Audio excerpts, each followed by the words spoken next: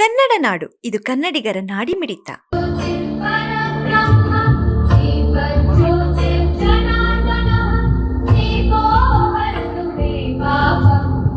ಗಣ್ಯವರೆಯಿಂದ ದೀಪದ ಬೆಳಗಲಿ, ಧರ್ಮದ ಜ್ಯೋತಿ ಬೆಳಗಲಿ, ಜ್ಞಾನದ ಜ್ಯೋತಿ ಬೆಳಗಲಿ, ಕಾಯಕದ ಜ್ಯೋತಿ ಬೆಳಗಲಿ. ಇಂದು ಐತಿಹಾಸಿಕ ಹೀರದ ಸೋಗಮ್ನವರ ಹಿರಿಯ ಪ್ರಾಥಮಿಕ ಶಾಲೆಯ ಶತಮಾನೋತ್ಸವ ಸಮಾರಂಭದಲ್ಲಿ ಸಾನ್ನಿಧ್ಯ ವಹಿಸಿಕೊಂಡಿರುವಂತಹ ಪರಮ ಪೂಜ್ಯ ಗುರು ವಾಮದೇವ ಮಹಾನ್ ಶಿವಾಚಾರ್ಯರು ಎಮ್ಮಿಗ್ನೂರವರ ಪಾದಗಳಲ್ಲಿ ನನ್ನ ಭಕ್ತಿಪೂರ್ವಕವಾದಂಥ ನಮನಗಳನ್ನು ಸಲ್ಲಿಸಿ, ಇನ್ನೋರ್ವ ಪರಮ ಪೂಜ್ಯ ಶ್ರೀಗಳು ಶ್ರೀ ಚನ್ನವೀರ ಶಿವಾಚಾರ್ಯರು ಹುಲ್ಲೂರು ಅವರ ಪಾದಗಳಲ್ಲಿ ನನ್ನ ಭಕ್ತಿಪೂರ್ವಕವಾದಂಥ ನಮನಗಳನ್ನು ಸಲ್ಲಿಸಿ,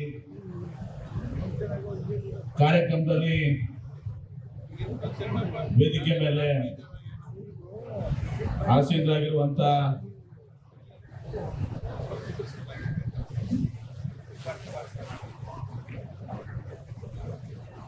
ಹಾಗೂ ಹಾನಗಲ್ ಕುಮಾರಸ್ವಾಮೀಜಿಯವರ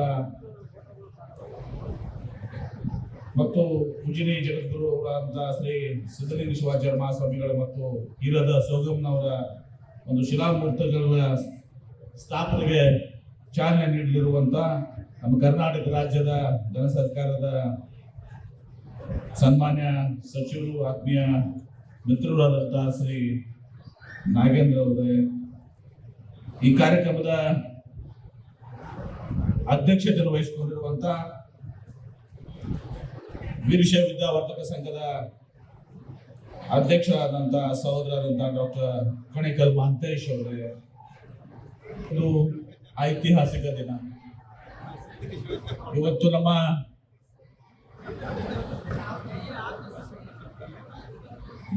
ಕನ್ನಡ ನಾಡಿನಲ್ಲಿ ನಮ್ಮ ಮಠ ಮಾನ್ಯಗಳು, ನಮ್ಮ ಹಿರಿಯರು ಏನೆಲ್ಲ ಒಂದು ಕೊಡುಗೆಯನ್ನ ಕೊಟ್ಟಿದ್ದಾರೆ ಅದನ್ನ ಸ್ಮರಿಸುವಂತ ಒಂದು ದಿನ. ಇವತ್ತು ಸ್ವಾತಂತ್ರ್ಯ ಪೂರ್ವದಲ್ಲಿ 1900 ಇಸ್ವಿಯ ಸಂದರ್ಭದಲ್ಲಿ ನಮ್ಮ ಸಮಾಜದ ಹಿರಿಯರು ಇವತ್ತು ವಿಶೇಷವಾಗಿ ಶಿಕ್ಷಣದಲ್ಲಿ ಒಂದು ಕನಿಷ್ಠ ಸ್ಥಿತಿಯಲ್ಲಿದ್ದಂತ ಸಂದರ್ಭದಲ್ಲಿ ಇವತ್ತು ಈ ಸಮುದಾಯವನ್ನ ಜಾತ್ಯತೀತವಾಗಿ ಎಲ್ಲಾ ವರ್ಗದ ಜನರ ತೆಗೆದುಕೊಂಡು ಹೋಗಿ ಒಂದು ಶಿಕ್ಷಣ ಆಶ್ರಯ ದಾಸೋಹನ ಕೊಟ್ಟಿದ್ದಂಥದ್ದನ್ನ ಇವತ್ತು ನಾವು ಸ್ಮರಣೆ ಮಾಡಬೇಕಾಗ್ತದೆ. ಈ ಸಂದರ್ಭದಲ್ಲಿ ಬಹಳಷ್ಟು ಜನರಿಗೆ ನಮ್ಮ ಹಿರಿಯರ ಒಂದು ಇತಿಹಾಸ ನಡೆದು ಬಂದು ದಾರಿ ಗೊತ್ತಿದ್ರು ಸಹ ನಮಗೆ ಯುವ ಪೀಳಿಗೆಗೆ ವಿಶೇಷವಾಗಿ ಗೊತ್ತಿರಲಿಕ್ಕಿಲ್ಲ. ಈ ಸಂದರ್ಭದಲ್ಲಿ ನಾನು ಹೇಳಬೇಕಾಗ್ತದೆ, ಹಿಂದೆ ಏನು 1904ರಲ್ಲಿ ಅಖಿಲ ಭಾರತ ವೀರಶೈವ ಮಹಾಸಭಾ ಸ್ಥಾಪನೆ ಆಗ್ತದೆ. ಇವತ್ತು ಹಾನಗಲ್ ಕುಮಾರಸ್ವಾಮೀಜಿಯವರ ಒಂದು ನೇತೃತ್ವದಲ್ಲಿ ಏನು ಪ್ರಥಮ ಒಂದು ಸಮ್ಮೇಳನ ಆಗ್ತದೆ. 1905ರಲ್ಲಿ 2ನೇ ಸಮ್ಮೇಳನ ಆಗ್ತದೆ. ಅಂದು ನನ್ನ ಆಜಿನವರಾದಂತಹ ಸಿರ್ಸಂಗಿ ಲಿಂಗರಾಜರು ಇವತ್ತು ಪ್ರಥಮ ಮಹಾಧಿವೇಶನದ ಅಧ್ಯಕ್ಷರಾಗಿರ್ತಾರೆ.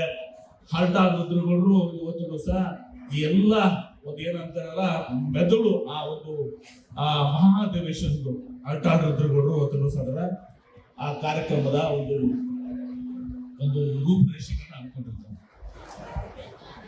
ಹಳೆ ಮೈಸೂರಿನಲ್ಲಿ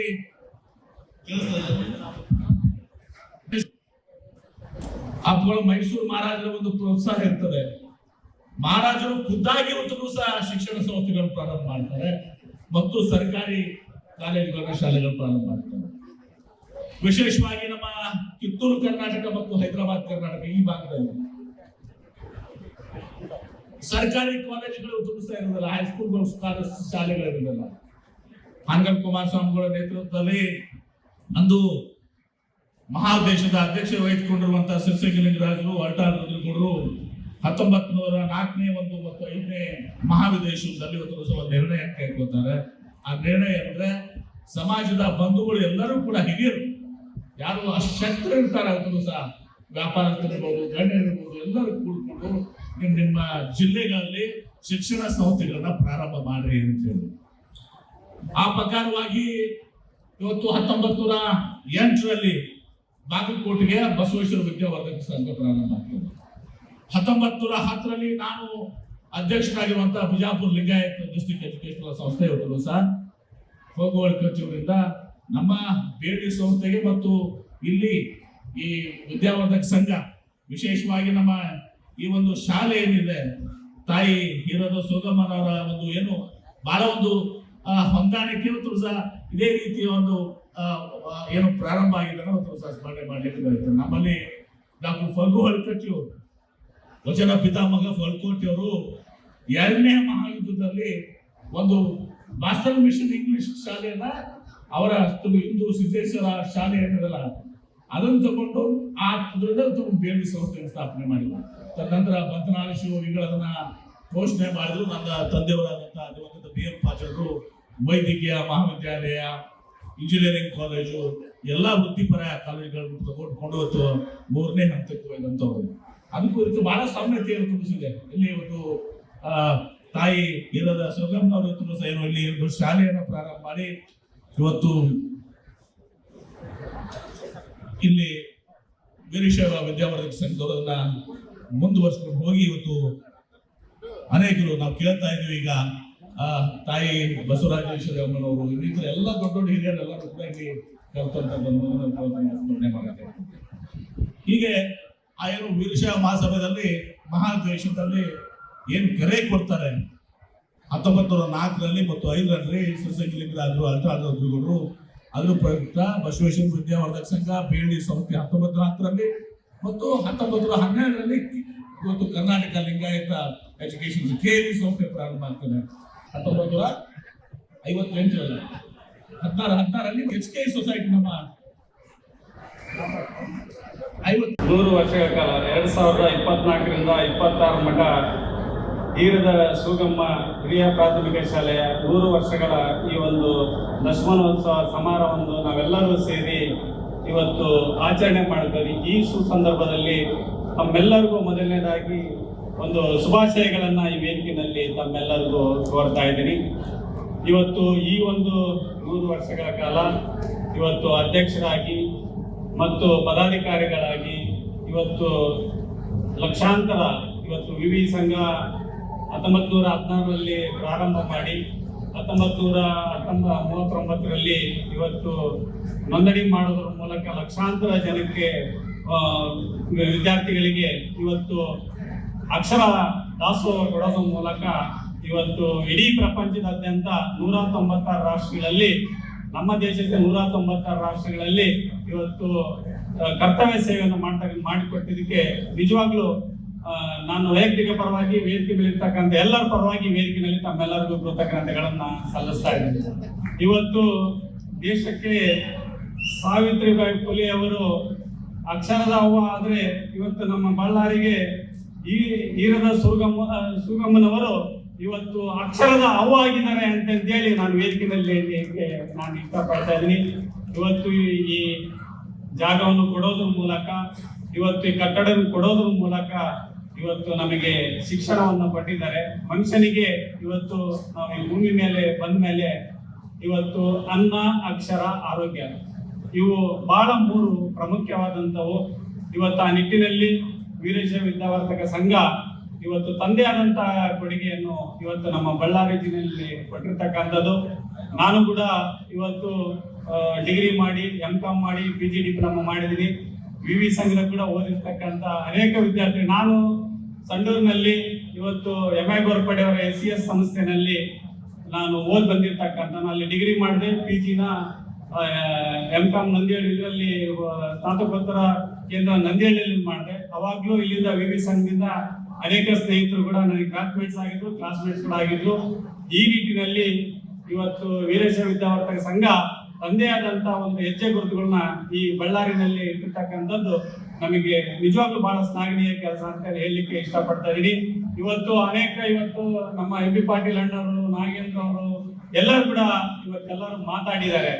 ಇವತ್ತು ಈ ಅಧಿಕಾರ, ಈ ಉಸಿರು ಯಾರಿಗೂ ಶಾಶ್ವತವಲ್ಲ. ಇವತ್ತು 100 ವರ್ಷಗಳ ಕಾಲ ಇವತ್ತೇನು ಅವರು ಉಸಿರಿಲ್ಲ, ಆದ್ರೆ ಹೆಸರಿರ್ತಕ್ಕಂಥ ಒಂದು ಕೆಲಸ ಏನಿದೆಯಲ್ಲ ಅದು ಇವತ್ತು ನಮ್ಮ ಹಿರಿಯರು ಇವತ್ತು ಬಳ್ಳಾರಿನಲ್ಲಿ ಮಾಡಿದ್ದಾರೆ ಅಂತೇಳಿ ಇವತ್ತು ನಾನು ಬಹಳ ಹೆಮ್ಮೆಲಿಂದ ಹೇಳ್ತಾ ಇದ್ದೀನಿ. ಇವತ್ತು ಅನೇಕ ಕೋಳೂರು ಬಸವನಗೌಡ ಸರ್ ಇರ್ಬೋದು, ನಮ್ಮ ಮಣಿಪಾಲ್ ಸರ್ ಇರ್ಬೋದು, ನಮ್ಮ ಪನ್ನರಾಜ್ ಸರ್, ಸಿರಿಗೇರಿ ಪನ್ನರಾಜ್ ಸರ್ ಇರ್ಬೋದು, ಎಲ್ಲರೂ ಕೂಡ ಇವತ್ತು ಇಲ್ಲಿ ಶಾಲೆಯಲ್ಲಿ ಓದಿರ್ತಕ್ಕಂಥದ್ದು. ಇದು ಹೆಸರಷ್ಟೇ.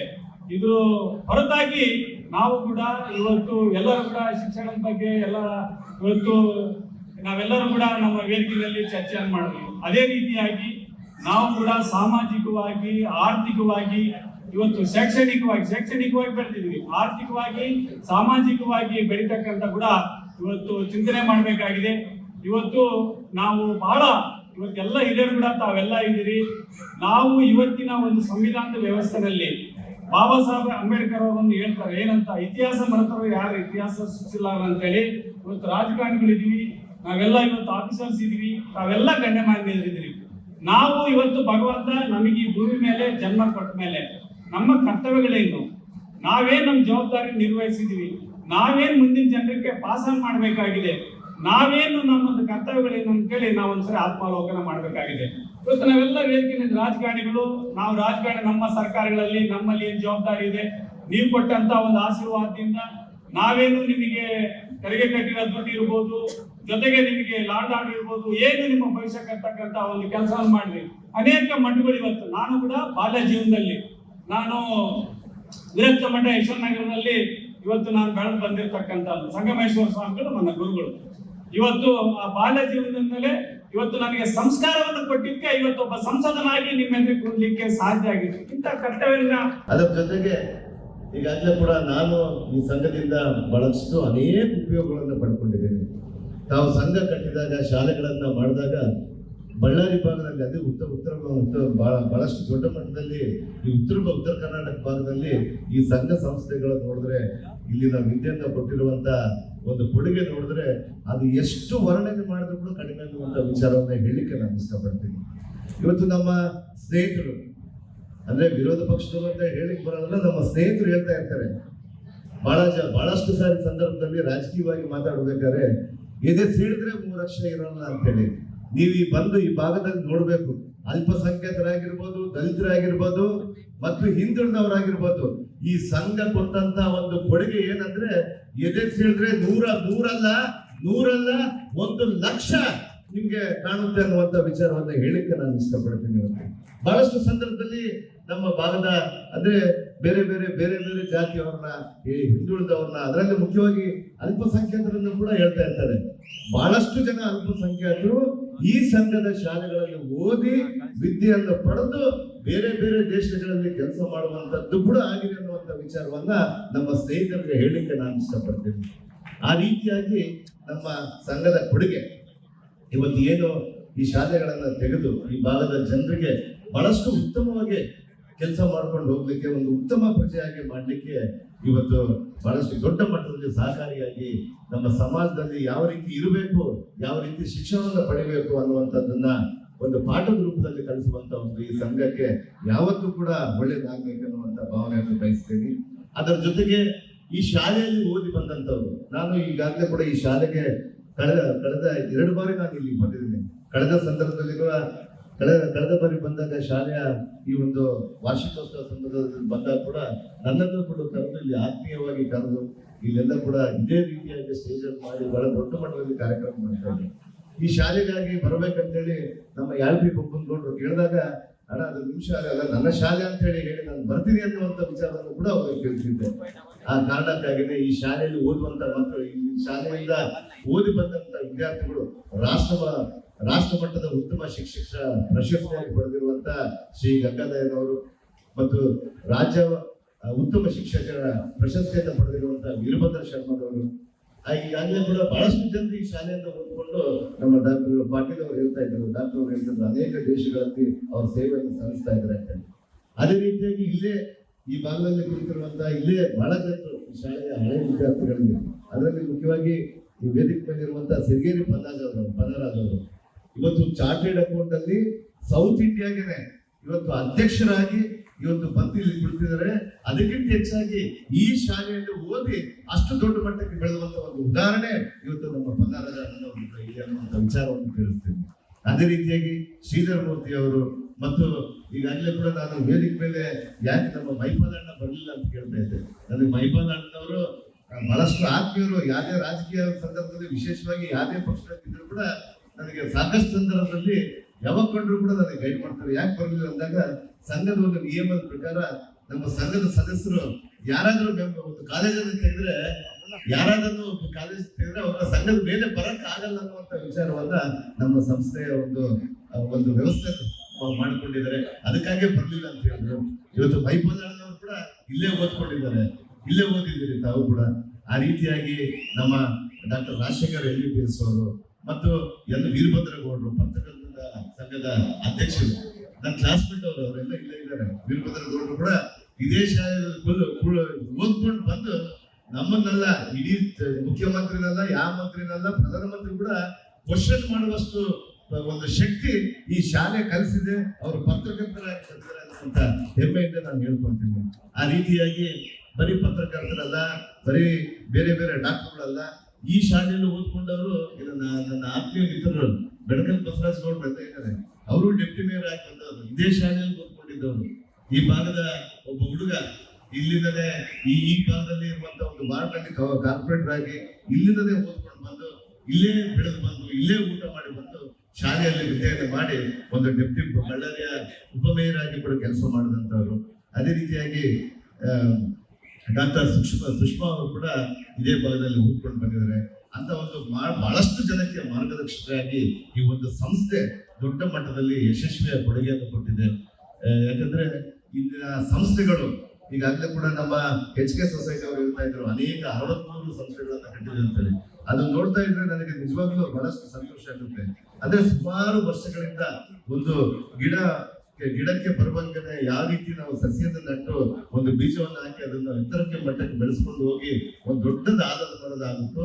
ಇವತ್ತು HK ಸೊಸೈಟಿ ಆಗಿರ್ಬೋದು ಮತ್ತು ನಮ್ಮ ಮಂತ್ರಿಯವರ, ನಮ್ಮ MB ಪಾಟೀಲ್ ಅವರ BLD ಸೊಸೈಟಿ ಆಗಿರ್ಬೋದು. ಇವತ್ತು ಬಿಜಾಪುರ ಹೋದಾಗ ನೋಡಿದ್ರೆ ಎಲ್ಲಿ ನೋಡಿದ್ರು BLD ಕಾಣ್ತಾ ಇರುತ್ತೆ. ಅಂದ್ರೆ ನಮ್ಮ ಸಂಸ್ಥೆಗಳು ನನಗೆ ತಿಳಿದಂಗೆ ನಮ್ಮ ಸಂಘದಿಂದ ಓದಿ ಎಷ್ಟೋ ಜನ ಹೊರಗಡೆ ನಿಮ್ಮಲ್ಲಿ ಓದ್ಕೊಂಡು ಹೋಗಿದ್ದವರು ಪ್ರಪಂಚದಾದ್ಯಂತ ಇದ್ದಾರೆ ಅಂತ ಹೇಳಿಕ್ಕೆ ನಾನು ಇಷ್ಟಪಡ್ತೀನಿ. ಅಷ್ಟು ದೊಡ್ಡ ಕೊಡುಗೆಯನ್ನು ತಾವೆಲ್ಲ ಕೊಟ್ಟಿದ್ದೀರಿ. ಇವತ್ತು ಬಹುಶಃ ನಮ್ಮ MB ಪಾಟೀಲ್ ಸಾಹೇಬರಾಗಿರ್ಬೋದು, ಇವತ್ತು ಅನೇಕ ಜನರು ಕೂಡ ಕಾಲೇಜುಗಳನ್ನು ಉತ್ತಮವಾದ ರೀತಿಯಲ್ಲಿ ತೆಗೆದುಕೊಂಡು ಬಂದು ಒಂದು ಈ ಸಮಾಜಕ್ಕೆ ದೊಡ್ಡ ಕೊಡುಗೆಯನ್ನು ಕೊಟ್ಟಿದ್ದೀರಿ. ಅದೇ ರೀತಿಯಾಗಿ ಬಡ ಜನರೇ ಜಾಸ್ತಿ ಇರುವಂತದ್ದು ಉತ್ತರ ಕರ್ನಾಟಕ ಭಾಗದಲ್ಲಿ ಹೆಬ್ಬಾಗಲಾಗಿರುವಂತಹ ಬಳ್ಳಾರಿಯಲ್ಲಿ ಇವತ್ತು ವೀರಶೈವ ವಿದ್ಯಾವರ್ಧಕ ಸಂಘ ಇವತ್ತು ದೊಡ್ಡ ಮಟ್ಟದಲ್ಲಿ ಇಷ್ಟು ಬ್ರಾಂಚಸ್ ಅನ್ನು ತೆಗೆದುಕೊಂಡು ಬಂದಿದೆ. ಅಂದ್ರೆ ಇಲ್ಲಿನ ಜನ, ಇಲ್ಲಿನ ವಿದ್ಯಾರ್ಥಿಗಳು, ಇಲ್ಲಿನ ಪ್ರಜೆಗಳು ಎಷ್ಟು ನಿಮ್ಮ ಮೇಲೆ ಡಿಪೆಂಡ್ ಆಗಿದ್ದಾರೆ ಅನ್ನುವಂತ ವಿಚಾರವನ್ನ ಹೇಳಲಿಕ್ಕೆ ಬಹಳ ಸಂತೋಷ ಆಗುತ್ತೆ. ಇವತ್ತಿಗೂ ಕೂಡ ಹೊಸ ತನ ಬಂದರೂ ಕೂಡ ಅದಕ್ಕೆ ಕಾಂಪಿಟೇಷನ್ ಕೊಡುವಂತ ರೀತಿಯಲ್ಲಿ ತಾವು ನಮ್ಮ ಪ್ರೈವೇಟ್ ಸಂಸ್ಥೆಗಳಾಗಿರ್ಬೋದು ಹೊಸ ಒಂದು ಕಾಂಪಿಟೇಷನ್ ಕೊಡುವಂತರಲ್ಲಿ ಈಗ ತಾನೇ ನಮ್ಮ MB ಪಾಟೀಲ್ ಸಾಹೇಬ್ ಹೇಳ್ತಾ ಇದ್ರು, AI ಮೂಲಕ ಬಂದಾಗ ಅದನ್ನು ಕೂಡ ನಾವು ಕಾಂಪಿಟೇಟ್ ಮಾಡ್ಬೇಕಂತೇಳಿ. ಬಹುಶಃ ನಮ್ಮ ವೀರಶೈವ ಸಂಘಗಳಲ್ಲಿ ಇವತ್ತು ಈಗಾಗಲೇ ಕೂಡ AI ಕೂಡ ಪ್ರಾರಂಭ ಮಾಡಿಬಿಟ್ಟಿದ್ದಾರೆ ಅನ್ಸುತ್ತೆ. ಈಗಾಗಲೇ ಕೂಡ ಪ್ರಾರಂಭ ಮಾಡ್ಕೊಂಡು ಈಗಾಗಲೇ ಕೂಡ ಬಹಳಷ್ಟು ನಮ್ಮ ವಿದ್ಯಾರ್ಥಿಗಳಿಗೆ ಎಜುಕೇಟ್ ಮಾಡ್ತಾ ಇದ್ದೀರಿ. ಈ ರೀತಿಯಾದಂತಹ ಸಂಘ ಸಂಸ್ಥೆಗಳಿಗೆ ಯಾವತ್ತೂ ಕೂಡ ನಾನು ಈ ಭಾಗದ ಶಾಸಕನಾಗಿ, ಈ ಭಾಗದಿಂದ ಮೊನ್ನೆ ಮಂತ್ರಿಯಾಗಿ ಬಂದಿದ್ದೀನಿ.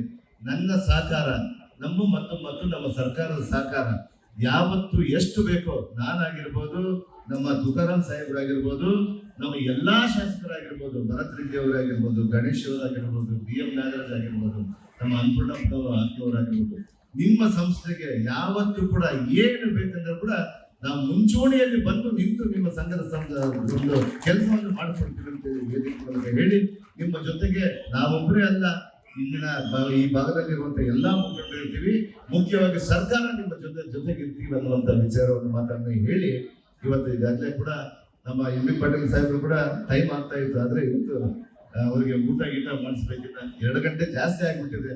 ಆದ್ರೂ ಕೂಡ ನಿಮ್ಗೆ ಇಷ್ಟು ವಿಶೇಷವಾಗಿ ಈ ಒಂದು ವಾರ್ಷಿಕೋತ್ಸವ, ಈ ಶಾಲೆಯ ಇವತ್ತೇನು ಸಂಘ ಈ ಶಾಲೆಯನ್ನ ಇಷ್ಟು ದೊಡ್ಡ ಮಟ್ಟಕ್ಕೆ ಅಂದ್ರೆ 1924ರಿಂದ 2026ವರೆಗೆ ತೆಗೆದುಕೊಂಡು ಬಂದಿದೆ ಅಂದ್ರೆ ನಮ್ಮ ಈ ಶಾಲೆಯ ಕೊಡುಗೆ ದಾನಿಗಳಾಗಿರುವಂತ ನಮ್ಮ ಹೀರದ ಸುಗಮನವರು ಅವ್ರನ್ನ ಎಷ್ಟು ಸ್ಮರಣೆ ಮಾಡಿದ್ರು ಕೂಡ ಕಡಿಮೆ ಆಗುತ್ತೆ.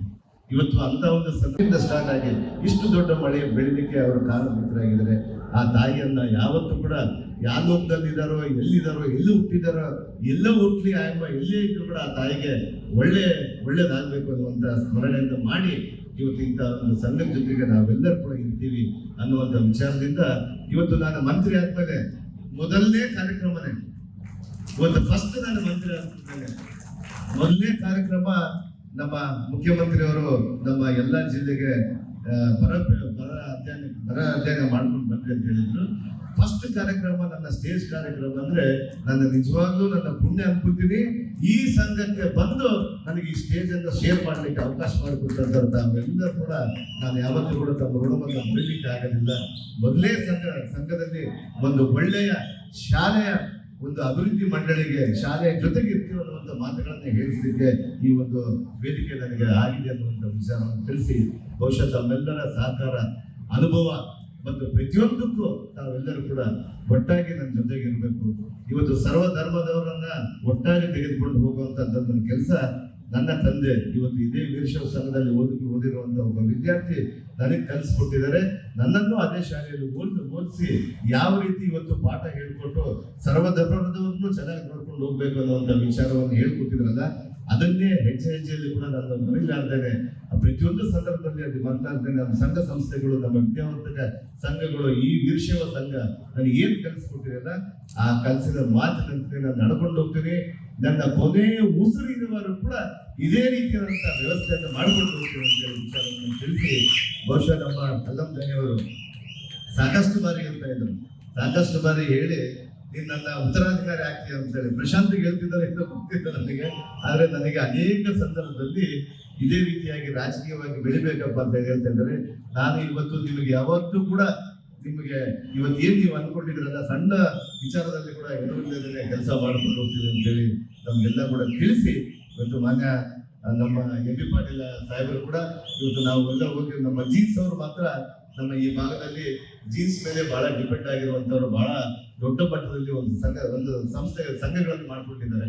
ಸುಮಾರು ಒಂದು 500 ಜನ ನಮ್ಮ ತಾವು ಬಂದ್ರೆ ಈಗಾಗಲೇ ಕೂಡ ಅಣ್ಣವರ ಒಂದು ಪರ್ಮಿಷನ್ ತೆಗೆದುಕೊಂಡಿದ್ದ ಅವರ DPL ಇದ್ದಿಲ್ಲ, ಟೂರ್ ಪ್ರೋಗ್ರಾಮ್ ಅಂತ ಇದ್ದಿಲ್ಲ. ಆದ್ರೆ ಕೂಡ ನಾನಾಗಿರ್ಬೋದು ನಮ್ಮ ತುಕಾರಾಮಣ್ಣನವರು ಹೇಳಿದ ಕೂಡಲೇ ಅಲ್ಲಿಗೆ ಹೋಗೋಣ ನಡಿ ಅಂತ ಹೇಳಿದ್ದಾರೆ. ಆ ರೀತಿಯಾಗಿ ನಮ್ಮ ಎಲ್ಲ ನಮ್ಮ ಜೀನ್ಸ್ ಈಗೆಲ್ಲ ಬಂದಿದ್ದಾರೆ, ಇದೆಲ್ಲ ಕೂಡ ಇದ್ದಾರೆ. ಅವರೆಲ್ಲರೂ ಕೂಡ ತಾವೆಲ್ಲರೂ ನಮ್ಮ IB ಹತ್ರ ಹೋಗ್ಬೇಕು ಅಂತೇಳಿ ತಮ್ಗೆಲ್ಲ ಕೂಡ ಮನವಿ ಮಾಡ್ತಾ ಇದ್ದೀವಿ ಅನ್ನುವಂಥ ವಿಚಾರ ತಿಳಿಸಿ. ಸಮಗ್ರ ಸುದ್ದಿಗಳಿಗಾಗಿ ತಪ್ಪದೆ ನೋಡಿ ಕನ್ನಡ ನಾಡು ವಾಹಿನಿ.